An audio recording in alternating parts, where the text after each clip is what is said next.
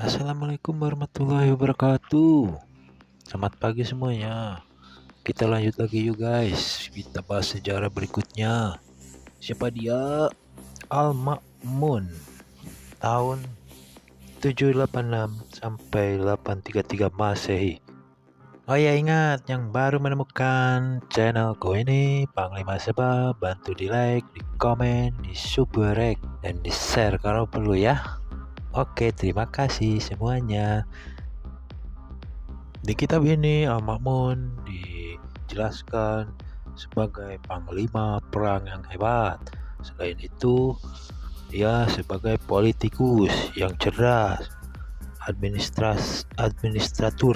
Waduh, dia juga ahli dalam administrasi yang luar biasa. Dia juga memberikan kontribusi keilmuan, pengetahuan dalam kemajuan Islam.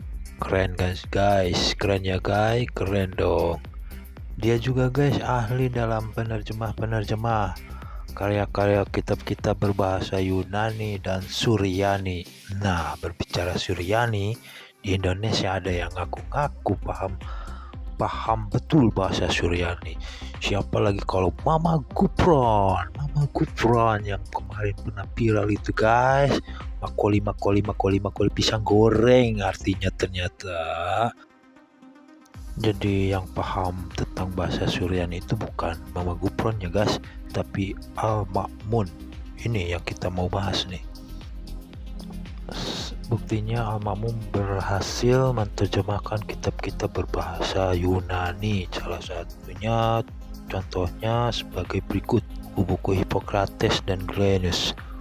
Ini dari nama aja udah jelas ya, Hippocrates dan Gallienus ini dari Yunani. Cuma kan beliau lebih dikenal di Itali karena dua orang ini sangat terkenal dengan pikiran-pikiran psikolognya tentang kesehatan. Salah satunya tentang dia pernah berkata sesuatu yang subdominan yang dimakan, yang dikonsumsi akan menghasilkan gen-gen generatif berikutnya yang sama. Ini nggak jauh beda dengan ucapan Nabi waktu tempo dulu. Makanlah yang halal dan toyibah. Jadi secara tidak langsung Hippocrates dan Gallienus ini ingin mengatakan kepada kita bahwa kalau kita terlalu banyak makanan yang masuk ke dalam tubuh kita yang sifatnya baik dan halal, itu akan membuat perilaku kita menjadi baik. Dan ini sangat mensupport atau selaras dengan apa yang dikatakan Nabi tempo dulu. Secara tidak langsung ucapan dua tokoh psikolog ini, orang bilang ini si filsafat ya, tapi saya bilang aku menemukan dua tokoh ini pertama kali di kitab psikolog mazhab Itali. Jadi dua tokoh ini sangat membenarkan apa yang dinyatakan Rasul waktu tempo dulu. Masya Allah. Selain itu, Al-Ma'mun juga berhasil menerjemahkan kitab-kitab dari Yunani, kitab-kitab miliknya Plato dan Aristoteles. Siapa Plato dan Aristoteles? Dia adalah tokoh filsafat dari Yunani. Kalian tahu nggak sih filsafat itu apa? Fil itu gajah, safat itu buntung, gajah buntung. bukan itu sayang. Artinya filsafat adalah ilmu tentang mencari kebenaran yang sejati. Biasanya orang yang mempelajari filsafat itu punya jiwa atau karakter yang arif dan bijaksana. Yuk belajar filsafat yuk.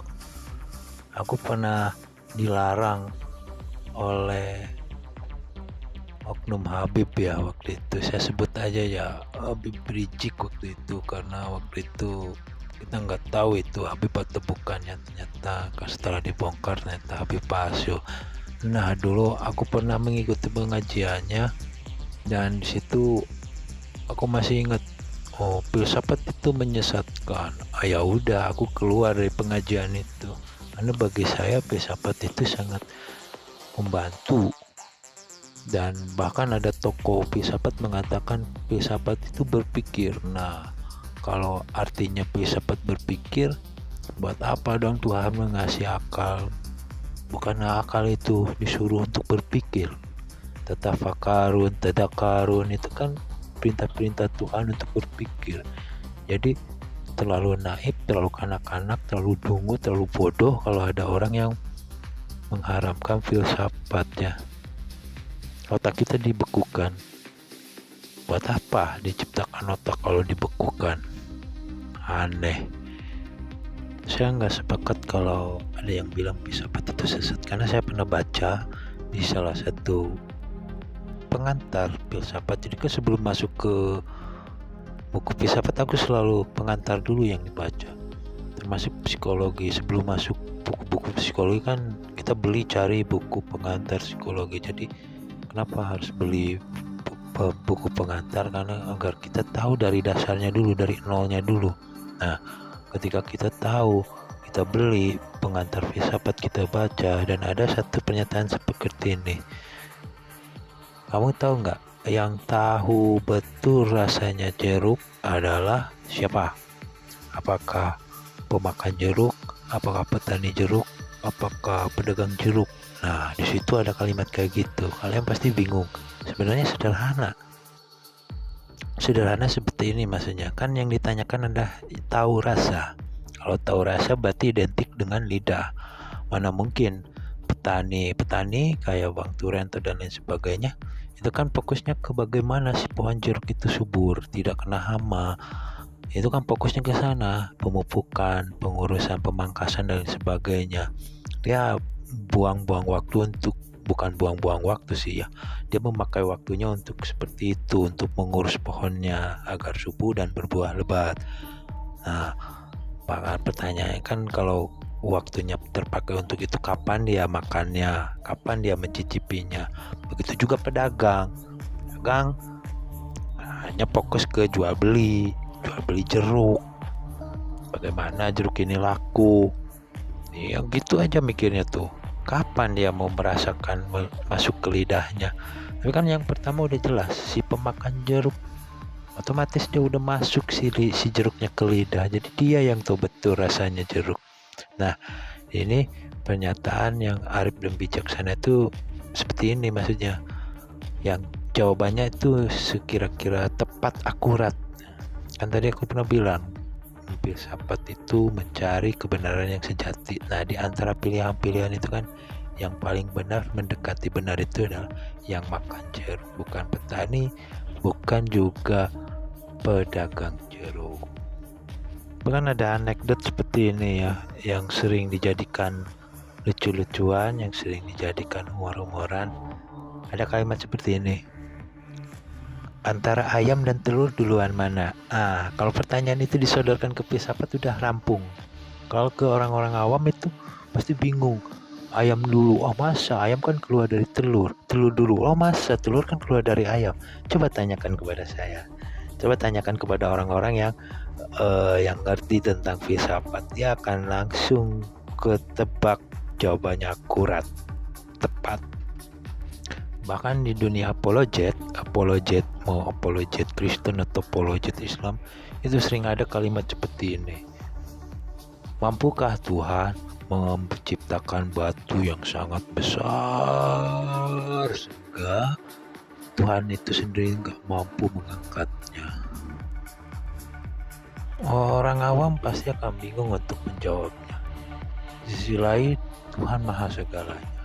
Tapi kok kalimat ujungnya itu Tuhan gak mampu mengangkatnya, pasti bingungnya di situ. Tapi untuk orang-orang yang mendalami filsafat, itu pertanyaan yang paling cetek, pertanyaan kelas SD, pertanyaan paling mudah itu dijawab. Itulah manfaatnya kita belajar filsafat itu di situ. Ketika ada kalimat-kalimat yang blunder kayak gitu, atau yang membingungkan lah ya, kalimat-kalimat yang membingungkan itu, bagi orang-orang kopi filsafat tuh tahu sebelah mana nih kerancuannya, tembak situ, udah rampung. Mungkin ini karena Mamun sering baca-baca kitab filsafat ya, otaknya terpengaruh juga, akhirnya terkontaminasi lah, kalau bahasa legeknya mah terkontaminasi virus-virus filsafat, sampai Al-Ma'mun mengeluarkan pernyataan yang menghebohkan seluruh umat Islam. Tahu nggak pernyataannya apa? Dia menyatakan begini, bahwa Al-Quran adalah makhluk. Waduh, keren gak tuh? Ngeri gak tuh? Al-Quran disebut makhluk, guys. Sangat mengagetkan lah. Suddenly, tiba-tiba menggelegar.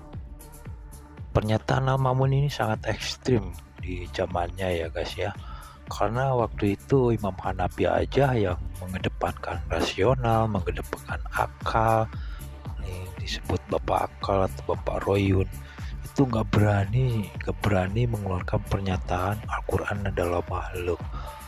Ya, hanya orang yang mendalami filsafat yang mampu mengatakan seperti itu. Ya seperti Imam ini, dia nggak pernah belajar filsafat, tapi karena sering menerjemahkan buku-buku filsafat terkena infeksi, terkena virus filsafat, dia sampai seperti itu. Al-Ma'mun juga sebagai dikenal tokoh Mu'tazilah ya. Orang-orang Mu'tazilah yang di bawah pimpinan Al-Ma'mun, dia sangat membenarkan pendapat itu. Tapi kita jangan membenci Al-Mu'tazilah ya, karena guru kita salah satunya ada yang berguru ke Mu'tazilah. Siapa itu? Namanya Abu Hasan Al-Asy'ari. Abu Hasan Al-Asy'ari itu tokoh akidahnya orang-orang NU. Belajar akidahnya ke sana, dan salah satu guru Abu Hasan Al-Asy'ari adalah Ajubai. Ajubai itu mazhabnya Mu'tazilah, satu golongan dengan Al-Ma'mun.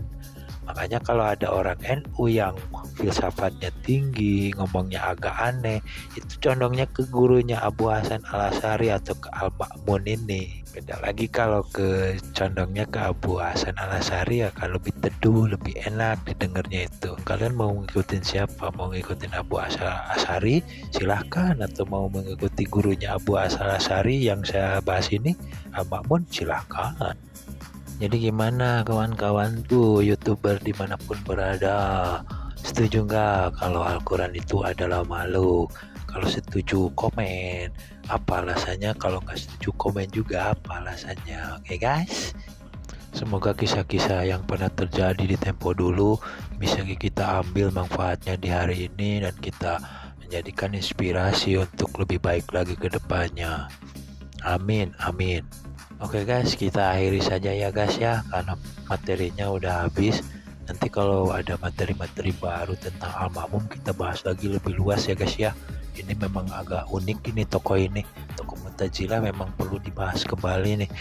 Terkadang kalau kita nggak mengcovernya, banyak umat yang tersesat dengan paham-paham seperti ini. Kan sekarang umat manusia itu malas baca, jadi kita harus bantu mengekspor membacanya dan menerangkannya dari titik ke titik biar enggak terpeleset, biar enggak tersesat.